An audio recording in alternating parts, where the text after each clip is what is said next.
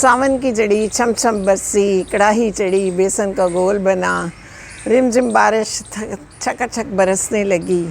जनाना हाथ जल्दी से गर्मा गर्म पकौड़े बनाने लगे और बच्चे जो हैं वो बारिश में नहाने लगे। बड़े जो है बुज़ुर्ग बरामदों में कुर्सियाँ मूड़े पीढ़े डालकर बैठ गए कि अभी गर्मा गर्म पकौड़े वो खाएंगे। साथ ही झटपट से कश्मीरी चाय बना ली गई और मिनटों में देखते ही देखते गर्मा गर्म पकौड़ों का मज़ा पूरे घर ने लिया। हंसी है, कह हैं, शरारतें हैं। भीगे भीगे बच्चे आते हैं, 2-4 पकौड़े पकड़ते हैं, फिर बारिश में चले जाते हैं। 4-10 तरह की चटनियाँ घर में हर वक्त बनी रहती हैं। बॉल में डुबोया पकौड़े को और जाके खा लिया।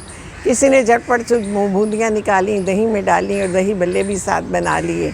कैसी खूबसूरत बरसात। हमारे वो बचपन जाने कहाँ गए बचपन के दिन। वो क्या वो ज़माना लौट के नहीं आया। अब तो बाइक उठाया, अब गाड़ी निकाली, बाहर चल दिए।